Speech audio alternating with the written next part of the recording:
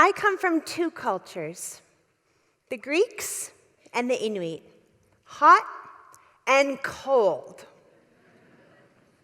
And like Helen of Troy, whose face launched 1,000 ships, I feel like the face that launches 1,000 questions when people find out what my obscure cultural background is and that I'm an Inuit art dealer. They're so curious, they want to know, how did a Greek and an Inuk even meet in the first place? And what's Inuit art? They're so curious on both fronts that they don't even know where to begin. So I'm going to offer you a beginning. I'm going to answer a few of those 1,000 questions and give you a Greek-Inuk perspective in understanding Inuit art. I'm from Arviat, Nunavut, a small town on the coast of the Hudson Bay, formerly known as Eskimo Point. Arviat is known for its many art forms and the famous artists it has bred. People in my hometown have nicknamed our community Arviat, New York. Inuit art is everywhere. In major Canadian cities and tourist towns across Canada, Inuit art has a strong presence, and it's big business. In 2015, Inuit art contributed $87.2 million to the Canadian economy, produced by around 4,300 artists.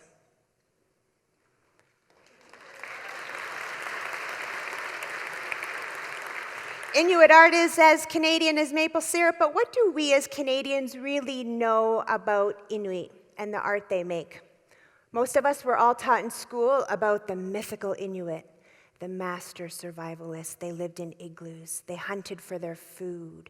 They ate every part of the animal and even used the bones to make art. This is where our foundational knowledge of Inuit begins, and this is where it ends. And this is mostly a pre-contact perspective, because what we don't know, or what we choose to ignore, is how the rest of Inuit history evolved post-contact.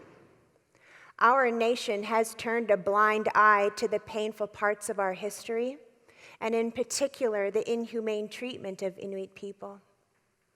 But Inuit art can show us who they were and who they are. We just have to look at it differently. This is my grandfather, Lucy Qinnuayuak, on my mother's side. This is him here as a child, there on the left as a little boy. This picture is a photo representation of a picture taken in the 1950s, and on the surface it looks like a traditional Inuk family getting ready for a hunt. What this photo actually represents is how Inuit were used as human flagpoles during the Cold War.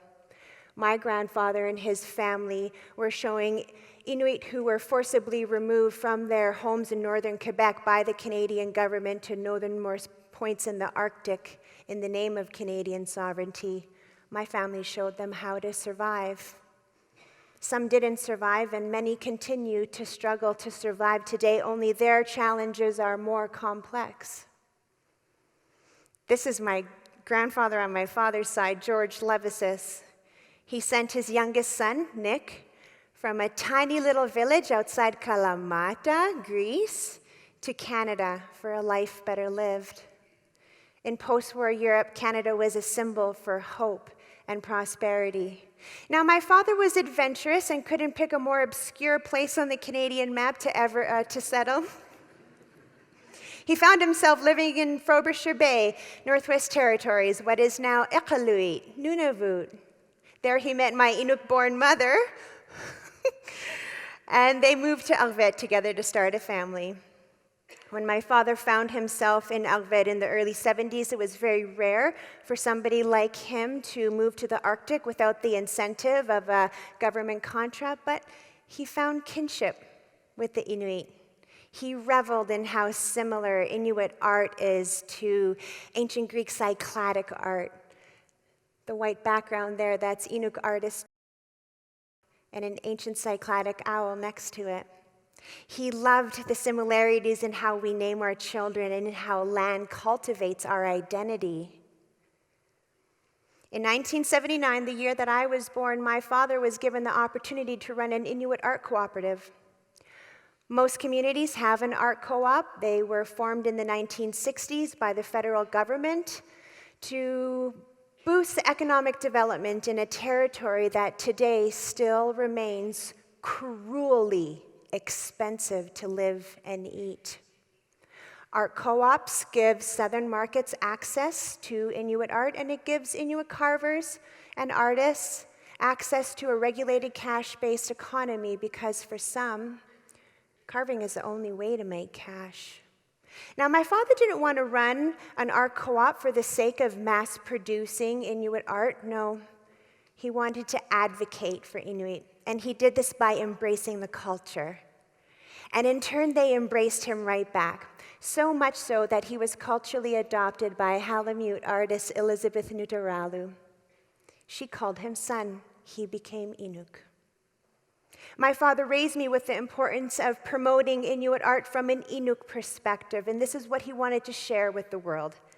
And this is how he affectionately became known as the resident philosopher on Inuit art.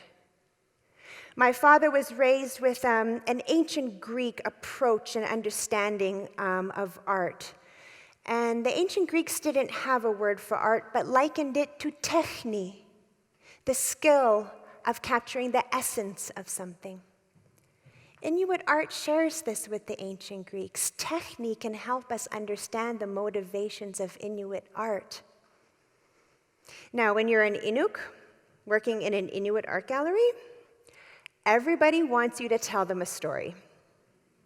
It is assumed that each sculpture is accompanied by a legend, and pedestal by pedestal, people demand a story like this. And they all want the story to start like this. Legend has it. No.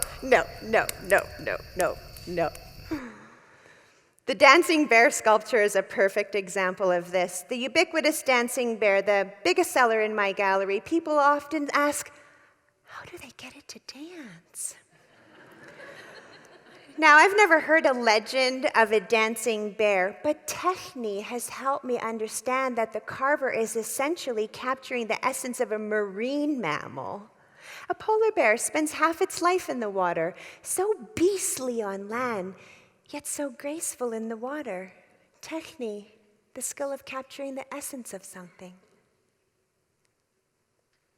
In the first year of my father running his art cooperative, he hosted an event for Southern art patrons. In that event was a Halamute artist, Lucy Qinnuayuak. There's not a single book written on Inuit art that doesn't feature her as an artist. She is one of the more prominent Inuk women artists and a defining voice of her generation. If you Google Lucy, you will learn she is from Anadai Lake and moved to Arviat in the 50s with her husband. But her move was nothing like that of a choice. It wasn't a career choice. Her move went something like this. In 1954, a bulldozer showed up to her camp in Anadai Lake. Everybody was told to get out of their tents as they watched their homes and everything in it get bulldozed to the ground. They were then forcibly put on an airplane where they were relocated to Arviat. And when they got there were no homes waiting for them. There were no supplies. There was no food. Growing up in Anadai Lake, Lucy was the eldest child in her camp, so it was her responsibility to look over the little ones. Her earliest memories were all these little faces just looking up at her. She carved these happy little faces often, but she also carved the more painful memories in the relocation. Fast forward 20 years later, back to the event, Lucy was fielding a barrage of questions from Southern art patrons, trying to understand her motivation as an artist. Lucy was forced to relive some of those painful experiences, and frustrated, she walked out of the event.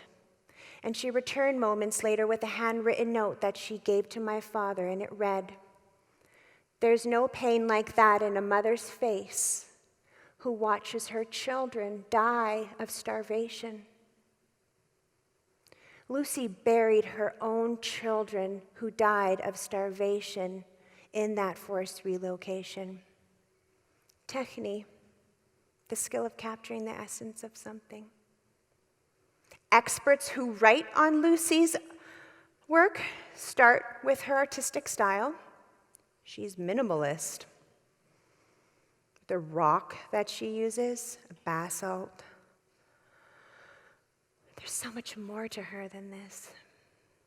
When I turned 18 years old, my father hosted at the time the remaining survivors from the Enadai Lake relocation to our home in the Rocky Mountains, and we hosted a drum dance.